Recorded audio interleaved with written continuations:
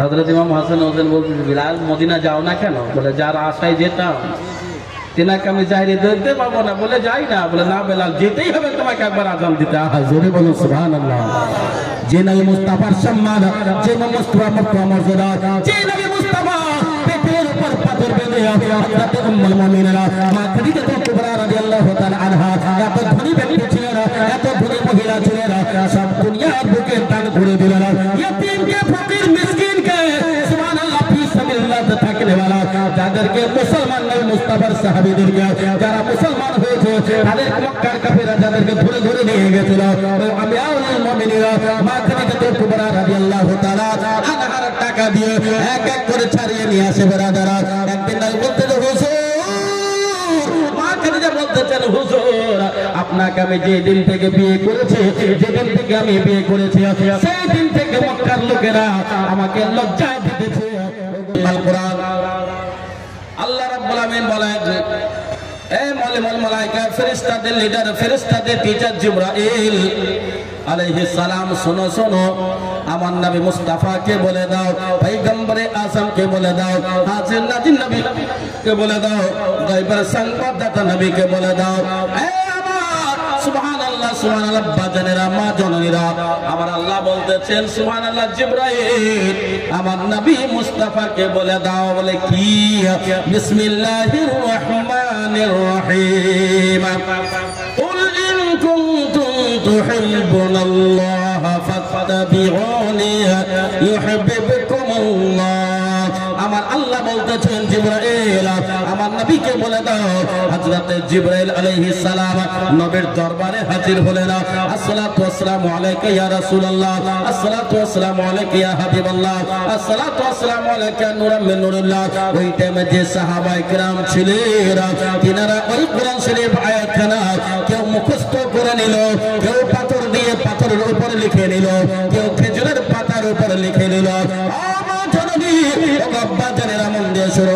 লেখার পরে পরে হযরত জিবরাইল আলাইহিস সালাম যখন চলে গেলেন, তিনি আসল নাম হলো রুহুল আমিন। কি বললাম আমি? হযরত জিবরাইল আলাইহিস সালামের আসল নাম রুহুল আমিন। সুবহানাল্লাহ। হযরত জিবরাইল আলাইহিস সালাম ফেরেশতা, সুবহানাল্লাহ, সমস্ত ফেরেশতাদের হেডমাস্টার। উনি যখন চলে গেলেন, সাহাবায়ে কেরাম জিজ্ঞাসা করতেছেন, হাবিবি ইয়া রাসূলুল্লাহ, নবী গো, এখন যে ফেরেশতা এসেছিল আপনার কাছে, একজন ব্যক্তি এসেছিল, আসার পরে পরে আপনাকে বলে গেল, তার মানে কি হতে পারে, মতলব কি হতে পারে, তার ব্যাখ্যা কি হতে পারে? আমার দয়াল নবী বলতেছেন, পয়গম্বরে আযম বলতেছেন, সাহাবীরা, আমার সাহাবে শুনে শোনো, তার মানে হচ্ছে আল্লাহ বলতেছেন, কুল, নবী গো আপনি বলে দেন, ইন কুনতুম তুহিব্বুনাল্লাহ, আল্লাহ বলতেছেন আমার বান্দা বান্দীরা, বান্দা ছেলেদেরকে বলা হয়, বান্দী মহিলাদেরকে বলা হয়, উম্মত ছেলেদেরকে বলা হয়, উম্মতিয়া মহিলাদেরকে বলা হয়। আমার আল্লাহ বলতেছেন, সুবহানাল্লাহ, নবী বললেন, আল্লাহ বলতেছেন, ওরে আমার বান্দা বান্দীরা, যদি তুমি আল্লাহকে প্রেম করতে চাও, আল্লাহকে মহব্বত করতে চাও, আল্লাহর সঙ্গে যদি ভালোবাসা রাখতে চাও, আল্লাহর সঙ্গে যদি যদি করতে চাও, আমার আল্লাহ হুকুম দিয়ে দিয়েছেন, কোরআনের পাতে লেখা দিয়েছেন, লেখা আছে বেরাদারা, আমার আল্লাহ বলে দিয়েছেন, আগের নবীর সঙ্গে মহব্বত করো, আগের নবীর সঙ্গে প্রেম করো, এই নবীর সঙ্গে আই লাভ ইউ মুহাম্মদ করো, আই লাভ ইউ মুহাম্মদ করো, আগে সুবহানাল্লাহ নবীর সঙ্গে প্রেম করো।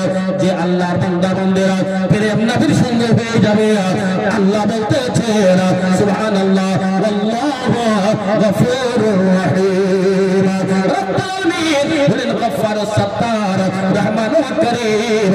আল্লাহ যদি প্রেমের বান্দা যদি হয়ে যায়, আল্লাহর প্রেমের যদি বান্দে হয়ে যায়, নবীর যদি উম্মত হয়ে যায়, নবীর যদি উম্মতিয়া হয়ে যায়, সুবহানাল্লাহ। ও মুসলমান, খাস করে নবীর উম্মত উম্মতিয়া যদি কোনো আল্লাহর বান্দা বান্দি হয়ে যায়, নবীকে যদি অনুসরণ এবং অনুকরণ যদি করতে পারে, সুবহানাল্লাহ, তাহলে আল্লাহ বলতেছেন, তার গুনাহ খাতাকে আমি আল্লাহ মাফ করে দেব। একবার জোরে বলো সুবহানাল্লাহ, আর জোর से बोलिए সুবহানাল্লাহ। আজকে আমরা নবীর মাদ্রাসায় বসে আছি। কোথায় বসে আছি? নবীর মাদ্রাসায়। কিসের জন্য বসে আছি? আজকে যে বক্তব্য আপনাদেরকে আমি শোনাবো, গৌস পাক রাদিয়াল্লাহু তাআলা আনহু নয়, যেহেতু লিখাই আছে ওইখানে নবী মুস্তাফার জীবনী গায়ক বক্তা। নবীর বয়স কম বেশি 63 বছর হায়াতে জাহিরিতে দুনিয়ার বুকে থাকলেন। কত বছর বললাম? 63 নাকি?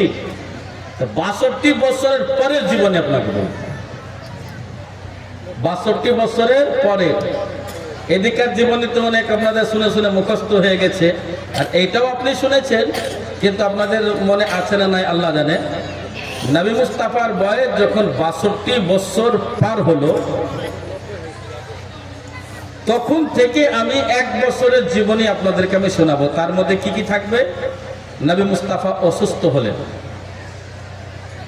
নবী মুস্তাফাকে আল্লাহ এত পাওয়ার দিয়েছিলেন যে ইচ্ছা করলেন এখন পর্যন্ত উনি বেঁচে থাকতেন, এখন পর্যন্ত, কিয়ামত পর্যন্ত। কিন্তু কোরআনে লেখা আছে বিসমিল্লাহির রহমানির রহিম, কুল্লু নাফসিন যায়কাতুল মাউত, হর নফস কো মौत का मजा चखना है। প্রত্যেক মানুষকে মতের স্বাদ গ্রহণ করতে হবে। 63 বছর জিন্দগি কম বেশি দুনিয়াতে বাস করলেন, দ্বীনি খিদমত করলেন, ইসলাম কায়েম করলেন, ইসলামের পতাকা উত্তোলন করলেন।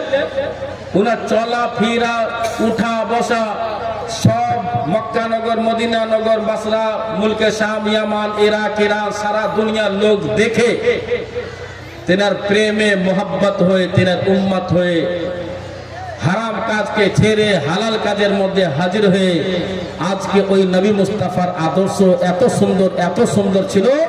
আজকে মক্কা মদিনাতে যে কোরআন অবতীর্ণ হয়েছে, ওই কোরআন আজকে আমাদের দ্বারাকাঠিতে পাওয়া যাচ্ছে। পাওয়া যায় না গো? আমিরাবাদ মাদ্রাসায় পাওয়া যাচ্ছে কি যায় না? ওই কোরআন সে আসলো কি করে অত দূর থেকে? কিভাবে আসলো? বিরাদরান মিল্লাত ইসলামিয়া 1 নম্বর এটা বলবো। 2 নম্বর কথা বলবো, নবী মুস্তাফা সাল্লাল্লাহু তাআলা আলাইহি ওয়াসাল্লাম যখন দুনিয়া থেকে বিদায় নিলেন, এই মা জননী মন দিয়ে শুনবেন, নবী দুনিয়া থেকে বিদায় নিলেন, জাহিরি তৌরের উপর বিদায় নিলেন, প্রকাশ্যভাবে দুনিয়াকে দেখানোর জন্য দুনিয়া থেকে বিদায় নিলেন। যে নবী দুনিয়া থেকে বিদায় নেবেন, আপনার বাড়িতে লোক ইন্তেকাল করে মুন্তাকিল হয়, আপনার বাড়িতে লোক মারা যায়, নবী কিন্তু সুবহানাল্লাহ দুনিয়া থেকে জাহিরি তরফের হায়াতে জাহিরিতে দুনিয়া থেকে বিদায় নিলেন। পাড়া পড়শিকে খবর দেওয়া হয় অমুক ব্যক্তি মারা গেছে। বাড়ির সামনে চেয়ার বেঞ্চি রাখা হয়, কুটুম আত্মীয় স্বজন আসবে, কিছু খাবার দেওয়ার ব্যবস্থা করা হয়। আমার নবী মুস্তাফা সাল্লাল্লাহু তাআলা আলাইহি ওয়াসাল্লাম যখন দুনিয়া থেকে জাহিরি তরফের বিদায় নিলেন, সারা দুনিয়ার লোককে জানানো হয়েছিল কোন কোন সাহাবী কি হালাতে ছিলেন, কারা কি করতেছিলেন, কি কথা বলতেছিলেন। মহিলারা কি ওই খবরের কাছে, মহিলারা কি নবীর রওজার কাছে, মহিলারা কি নবী মুস্তাফা সাল্লাল্লাহু তাআলা সাল্লামের সুবহানাল্লাহ বডির কাছে, জিসিমের কাছে সুবহানাল্লাহ গিয়েছিল কি কান্না করছিল কি করে না? আমাদের এলাকায় মানুষ মরে গেলে মহিলা কাঁদে না, লাশের সামনে এসে খুব ধুম ধারাক্কা করে কাঁদে। আর কাঁদবে কি করে? বুবুর বুবু তার বুবুকে সহ করে নিয়ে চলে যায়, যে কাঁদাকাটি শুরু করে। নবী মুস্তাফা দুনিয়া থেকে যখন জাহিরি তরফের বিদায় নিলেন, তিনার বিবিরা কেঁদেছিলেন, কে কাঁদেননি? তিনার বিবি আমাদের মা উম্মুল মুমিনরা, ওনারা কি হালাতে কি প্রকাশ করেছিলেন মনের মনে কথা, এ কথা বলবো। নবী মুস্তাফা সাল্লাল্লাহু আলাইহি সাল্লামের কাফন মোবারক কোথায় থেকে আনা হয়েছিল?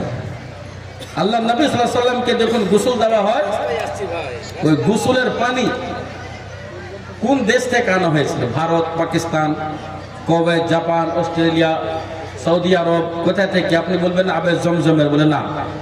আপনি বলবেন আবে কৌসার, আমি বলবো না, আবে জমজমও ছিল না, আবে কৌসারও ছিল না। নবী মুস্তাফাকে কোন পানি দিয়ে গোসল দেওয়া হয়েছিল? সুবহানাল্লাহ। তা আবে জমজম পানি ছিল কি ছিল না? আবে কৌসার পানি ছিল কি ছিল না? এই কথা আপনাকে বলবো। নবী মুস্তাফা সাল্লাল্লাহু আলাইহি ওয়াসাল্লামের জানাজার নামাজ কিভাবে হলো? নবী মুস্তাফা জানাজার নামাজ কিভাবে হলো? নবী মুস্তাফা সাল্লাল্লাহু আলাইহি ওয়াসাল্লামকে কবরের মধ্যে কোন কোন সাহাবী নামিয়েছিল, সেই সাহাবীগণদের নাম কি? নবী মুস্তাফা সাল্লাল্লাহু আলাইহি ওয়াসাল্লাম কে যখন সুবহানাল্লাহ আমরা মাটি যিনারা দিলেন, দেওয়ার পর বিদায় নিলেন, বিদায় নেওয়ার পর আমার পয়গম্বরে আযম নিজের কবর থেকে কোন কোন ব্যক্তির সঙ্গে সুবহানাল্লাহ আওয়াজ শুনিয়েছিলেন নিজের কবর থেকে, সে কথা আমি বলবো যদি টাইম থাকে ইনশাআল্লাহ তাআলা। তাহলে অত দূর যাবে, কিন্তু এই মাদ্রাসাটা উন্নতি করবে। মাদ্রাসা কি করবে? মাদ্রাসা উন্নতি করবে। মাদ্রাসা এই মাদ্রাসার উন্নতির জন্য। আর আপনি ভাবছেন যে আমি চাঁদা দেব না, ভুল কথা। যদি কোনো ব্যক্তি বলে যে আমি চাঁদা দেব না, ওটা ভুল কথা। আর একটা কথা বলবো আমি আপনাদের সামনে, মায়েদেরকে কাফন দাফন দেওয়া হয়, মেয়েদেরকে কিভাবে গোসল দিতে হয়।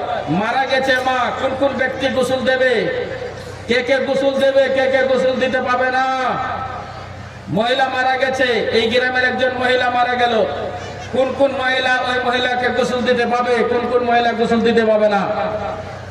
এবং যেটা কেস বন্ধ বলেন, কেস চুল বন্ধ, কেস কেস মানে চুল, এই চুলকে কিভাবে কোন জায়গায় রাখতে হবে, পিছনে ঝুলিয়ে রেখে দিতে হবে না, সামনে রাখতে হবে না, বগলে দেবে দিতে হবে। তারপর আপনাদেরকে শোনাবো সিনা বন্ধ। সিনা বন্ধ, এই যে সিনাকে বন্ধ, সিনা বন্ধ একটা কাপড় হয়, থাকে না? কাপড়ে থাকে কি থাকে না?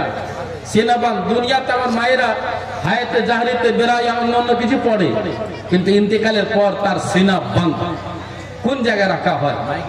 কাফনের ভিতরে রাখা হয় না উপরে রাখা হয়, মিডিলে রাখা হয় না সাইডে রাখা হয়, পায়ের দিকে রাখা হয় না বুকে রাখা হয়, পেটে রাখা হয় না মাথায় রাখা হয়, কোন জায়গায় রাখা হয়? এই সম্পর্কে কিছু আলোচনা আমি রাখবো ইনশাআল্লাহ তাআলা। দিল দিমাগ মন প্রাণ সব ঠান্ডা হয়ে যাবে।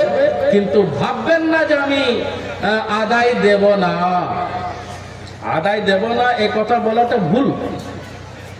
আল্লাহ রাব্বুল আলামিন যার আদায় কবুল করে নিয়েছেন, যার আদায় কবুল হয়ে গেছে, সুবহানাল্লাহ, সেই ব্যক্তি আজকে এই মাজমাতে এই স্টেজে যারা বসে আছেন, যাদের আদায় নির্বাচিত হয়ে গেছে মাদ্রাসার জন্য, হ্যাঁ এই আমার বান্দা দিবে, এই বান্দি এত টাকা দিবে, এই বান্দা আমার এত টাকা দিবে, ঠিক টাইমে ঠিক জায়গাতে। তিনটা আমরা আছি বক্তা, সুবহানাল্লাহ, আমার কাছ থেকে স্টার্টিং হুজুররা যা ছিলেন কোন হাতে, যার হাতে আল্লাহ আপনার কবুল করে রেখেছে, সেই হাতে আপনার টাকা ঠিক পৌঁছে যাবে। আর মাদ্রাসার টাকা, সুবহানাল্লাহ, যে আপনি মাদ্রাসায় টাকা দেবেন, হিসাব তো মুফতি সাহেব শোনালেন, মুফতি সাহেব হিসাব শুনিয়ে দিলেন যে এই হিসাব বরাবর। আসল বক্তব্য আমি শুরু করব ইনশাআল্লাহ তাআলা। ঈমান তাজা হয়ে যাবে। একবার জন্য সেই পড়েন আল্লাহুম্মা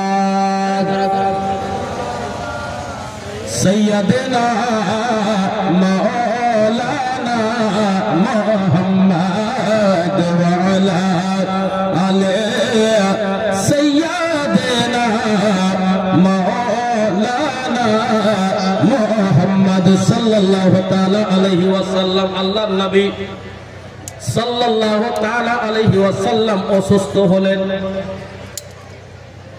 কখনো আমিরুল মুমিনিন হযরত আবু বকর সিদ্দিক রাদিয়াল্লাহু তাআলা আনহুকে বলেন, বাবা নামাজটা পড়িয়ে দাও। সুবহানাল্লাহ, অসুস্থ হলেন। হযরত খলিফাতুল মুসলিমিন হযরত আবু বকর সিদ্দিক রাদিয়াল্লাহু তাআলা আনহু মাঝে মধ্যে নামাজ আদায় করিয়ে দিতেন, নামাজ পড়িয়ে দিতেন। আল্লাহর নবী সাল্লাল্লাহু আলাইহি ওয়াসাল্লাম বিবিকে ডাক দিলেন।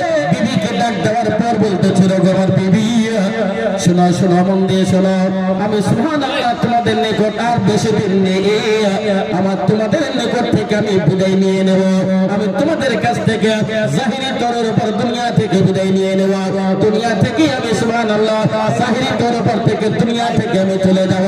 আর আমার সঙ্গে দেখা হবে কি হবে না, কিন্তু বিবিরা শোনো, তুমি আমার সঙ্গে অনেক দিন উঠা বসা করেছো, অনেক দিন আমার সঙ্গে চলাফেরা করেছো, অনেক দিন আমার সঙ্গে থেকেছো, আমি তোমার সঙ্গে থেকেছি। বিবি বলো, যদি আমার কাছ থেকে যদি কোনো দুঃখ পেয়ে থাকো বলো, বলে হুজুর কোনদিন আপনার কাছ থেকে আমরা দুঃখ পাইনি, কষ্ট পাইনি, আপনার কাছ থেকে কোনো খারাপ ভাষা শুনতে পাইনি।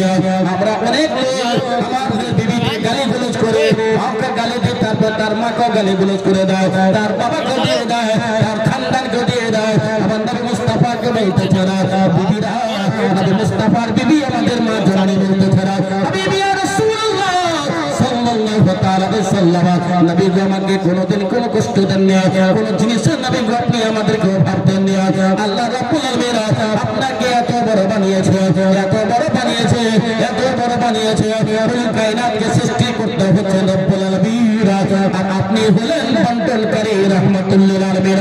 একবার জোরে বলুন সুবহানাল্লাহ।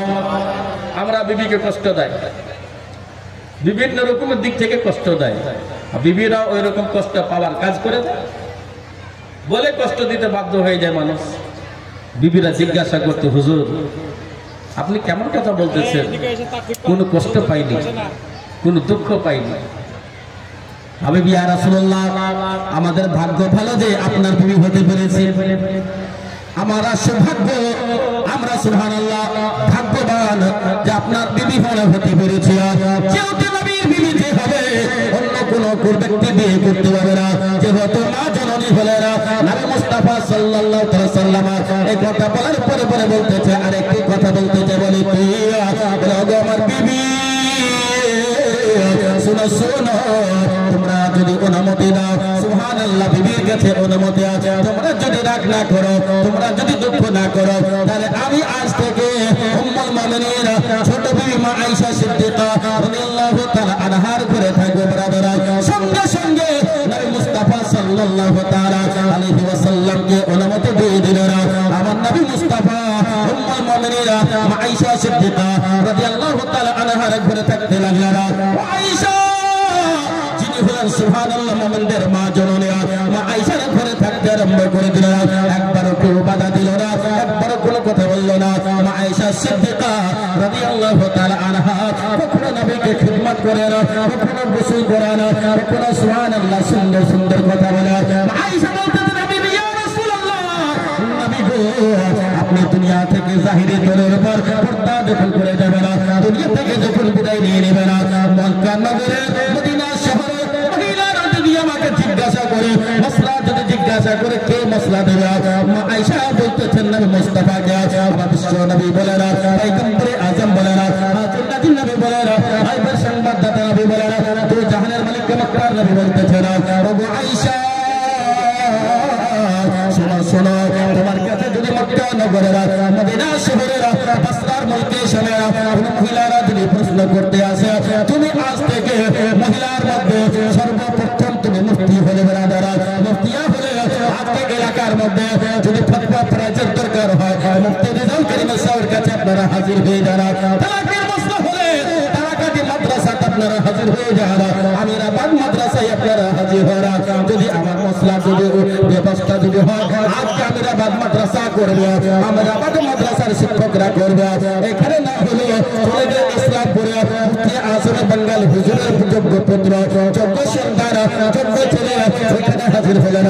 ওইখানে না হলে আর অন্যান্য জায়গায় আপনি হাজির হয়ে গেলেন। বেরাদারা যেখান থেকে আপনি শান্তি পাবেন, সেই জায়গায় হাজির হয়ে যাবেন। মুনাজাত দরকার হলো, আমিরাবাদ মাদ্রাসার দরকার পড়ে যাবে আপনার। সুবহানাল্লাহ। আমার নবী মুস্তাফা বলতেছেন, ওগো আয়েশা উম্মুল মুমিনিন মা আয়েশাকে নবী বললেন, ও আমার বিবি শোনো শোনো, যদি মহিলারা গুপ্ত প্রশ্ন, যদি লুকায়িত প্রশ্ন যদি করতে আসে, তোমাকে তুমি উত্তর দিয়ে দেবে। আমার তরফ থেকে তোমাকে যে মুফতি সার্টিফিকেট এই মাদ্রাসায় সুবহানাল্লাহ হুজুরদের নিকট আছে, আমার উস্তাদ এসেছে ওনার কাছে আছে, সুবহানাল্লাহ আর হুজুরদের কাছে আছে। এই মুফতি মহিলাকে মুফতিয়া বলা হয়, ছেলেকে মুফতি বলা হয়। এই আমার বিবি উম্মুল মুমিনিন আয়েশা সিদ্দিকা নবী মুস্তাফা বলতেছেন, ও আয়েশা শোনো শোনো, প্রশ্নের উত্তর তুমি দিয়ে দেবে। যদি তুমি না বুঝতে পারো, আমি নবী তোমার স্বপ্ন জগতে প্রশ্নের উত্তর দিয়ে দেব। একবার জোরে বলেন সুবহানাল্লাহ। নবী মুস্তাফা হাজির নাজির। ওই নবী মুস্তাফা সাল্লাল্লাহু আলাইহি সাল্লাম অসুস্থ হয়ে গেলেন। অসুস্থ মানুষ হয়, খবর দেওয়া হয় কি হয় না? বিটিকে খবর দেওয়া হয়, বেটাকে খবর দেওয়া হয়, জামাইকে খবর দেওয়া হয়, আত্মীয় স্বজনকে খবর দেওয়া হয়, তোমরা যা দেখবে দেখে নাও, এ হুজুর আপনি জান না, এমএ সাহেব, এ তৌসিফ সাহেব, এ রেজাউল করিম সাহেব, এই জামালি সাহেব, এই সাহেব আপনাকে দেখতে চেয়েছে, আপনার একজন ভক্ত লোক আছে, আপনাকে দেখতে চেয়েছে, আপনি ওই গ্রামে ইমামতি করতেন, আপনি মশলা দিয়েছিলেন বলে তার তালাকটা বেঁচে গেছে, ও মনে হয় দুনিয়া থেকে বিদায় নেবে, হুজুর আপনার চেহারা দর্শন করতে চেয়েছে, অবশ্যই সে হাজির হবে ব্রাদারা।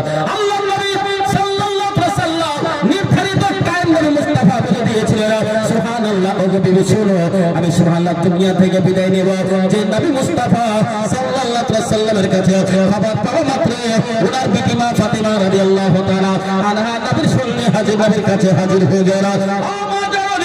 আপনার আব্বার যদি অসুস্থ শরীর হয়, আপনি সঙ্গে সঙ্গে ছুটবেন, সারা দুনিয়ার কাজ বাদ দিয়ে বাবার মহব্বতে আপনি হাজির হয়ে যাবেন, আপনারা হাজির হবেন। বেটা একটু দেরি তো যেতে পারে, কিন্তু বেটির দেরি হয় না ব্রাদার, তাড়াতাড়ি আব্বার কাছে হাজির হয়ে যায়, তাড়াতাড়ি মার কাছে হাজির হয়ে যায়। বৌমার দেরি হতে পারে, কিন্তু বেটির দেরি হয় না। মা ফাতিমা রাদিয়াল্লাহু তাআলা আনহা সঙ্গে সঙ্গে নবীর দরবারে হাজির হয়ে যায়। আসসালাতু ওয়াসসালামু আলাইকা ইয়া রাসূলুল্লাহ, আসসালাতু ওয়াসসালামু আলাইকা ইয়া হাবিবাল্লাহ। নবীর পিতির আদর্শ দেখে না নবী যখন ঘরে প্রবেশ করতেন, মা ফাতিমা দাঁড়িয়ে যেতেন, সুবহানাল্লাহ। আর নবী মুস্তাফা সাল্লাল্লাহু আলাইহি ওয়াসাল্লাম বলতেন, বিটি তুমি কেন সুবহানাল্লাহ দাঁড়িয়ে যাচ্ছ? বললে, আব্বা আপনাকে আল্লাহ কুল কায়নাতের নবী বানিয়েছে, খাতিমুন নবীন বানিয়েছে, সাইয়্যিদুল মুরসালিন বানিয়েছে, শাফিউল মুজনিবিন বানিয়েছে, রাহমাতুল লিল আলামিন বানিয়েছে। তার জন্য যদি আমি আজকে আপনার জন্য না দাঁড়াই, দুনিয়ার কোন মহিলা ইয়া নবী সাল্লাল্লাহু আলাইহি ওয়াসাল্লাম আমরা দাঁড়াই দাঁড়াই। ও বাচ্চা মাহমুদুরা হযরত ইসরাইল আলাইহিস সালাম আশা চাওয়া করে সুবহানাল্লাহ, নবী মুস্তাফা বলতেছেন, ও বিবি ফাতিমা তুমি আমার কাছ থেকে একটু সরে যাও। বলে, কেন আব্বা, কিসের জন্য বলতেছে? বলে, এবার তোমাদের কাছ থেকে আমি বিদায় নিয়ে নেব। মা ফাতিমা কান্না করতে লাগলে, ইয়া রাসূলুল্লাহ সাল্লাল্লাহু আলাইহি ওয়াসাল্লাম আপনি দুনিয়া থেকে বিদায় নিয়ে নেবেন, আমি বাবা বলে কাকে ডাক দেব? আমি ইতিম হয়ে যাব, আমার বাপ দুনিয়া থেকে বিদায় নেবে, যাইরে তোর উপর নবী মুস্তাফা বিদায় নেবে না। মা ফাতিমা কান্না দেখে উম্মুল মুমিনিন আয়েশা সিদ্দিকা রাদিয়াল্লাহু তাআলা আনহা বলতেছেন, সুবহানাল্লাহ, বিটি কেন কান্না করতেছে, কিসের জন্য কান্না করতেছে? সুবহানাল্লাহ সুবহানাল্লাহ, কারণটা কি? একটু পর নবী বললেন, ও ফাতিমা কিছুদিন পরে তুমি আমার সঙ্গে দেখা হবে। মা ফাতিমা মুচকি হাসি হাসি আরম্ভ করে দিলেন।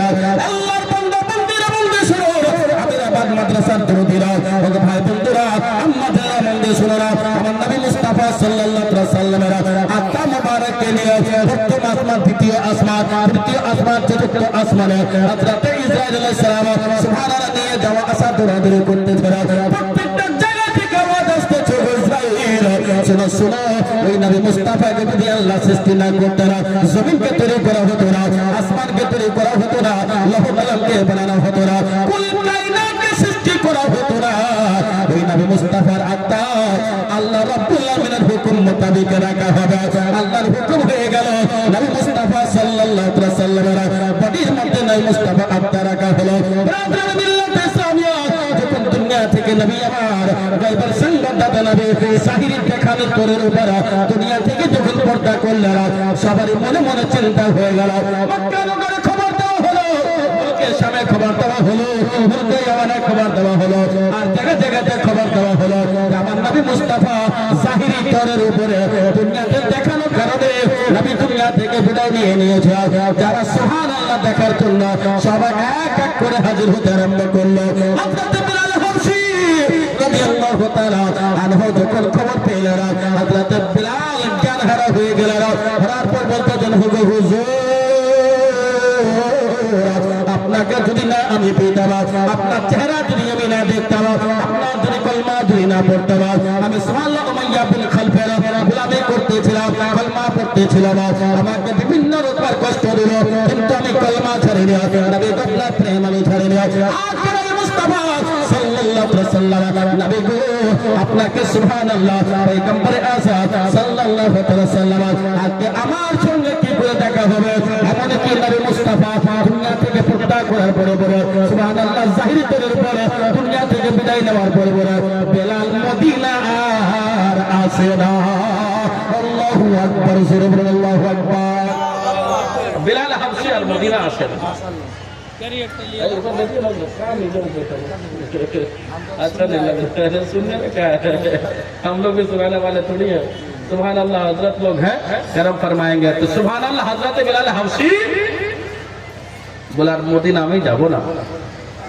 अपना इमाम हसन हुसैन हसन करीमाনের জীবনী শুনেছেন।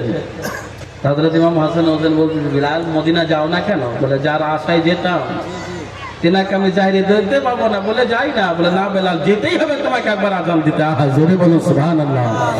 যে নবী মুস্তাফার সম্মান, যে মুস্তাফা মর্যাদা, যে নবী মুস্তাফা পেটের উপর পাথর বেঁধে হযরত উম্মুল মুমিনিন মা খাদিজা কুবরা রাদিয়াল্লাহু তাআলা আনহা এত ধনী ব্যক্তি ছিলেন, এত ধনী মহিলা ছিলেন, সব দুনিয়ার বুকে দান করে দিলেন।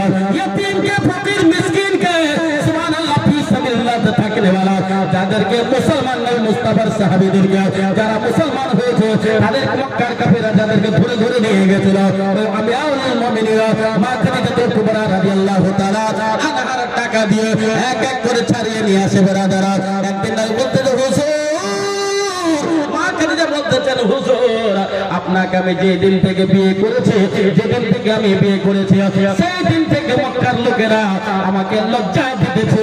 ওগো খাদিজা তুমি ধনী ব্যক্তিকে বিয়ে করতে পারতে, বাদশাকে বিয়ে করতে পারতে, অনেক বড় লোকের অফার এসেছিল বিয়ে করতে পারতে, কিন্তু তুমি গরিবকে বিয়ে করলে, ইতিমকে বিয়ে করলে, যার কাছে টাকা নাই, যার কাছে পয়সা নাই, যার কাছে ধন দৌলত নাই, যার কাছে কোনো জিনিস নাই, তাকে তুমি বিয়ে করলে। নবীর দরবারে হাজির হলো হুজুর আপনি একটু আমাকে আলোচনায় আমি আপনার সঙ্গে বসবো। বলে কি যেদিন থেকে আপনাকে আমি বিয়ে করেছি সেই দিন থেকে আমাকে মক্কার মহিলারা, মদিনার মহিলারা, মুলকে শাম বসরার মহিলারা আমাকে লজ্জা দিতেছে। হে খাদিজা তুমি ধনী মহিলা, তুমি গরিবকে বিয়ে করেছো। হুজুর আমার সম্পন্ন সম্পত্তি মালিক আপনি হয়ে যারা কাল থেকে যেন বলতে পারে আমার স্বামী হলো বড় লোক, আমার স্বামী হলো ধনী ব্যক্তি, আমার স্বামী হলো সুবহানাল্লাহ বিশাল টাকাওয়ালা পয়সা।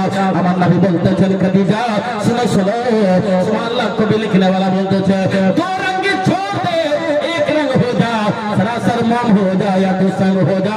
ओ खादिजा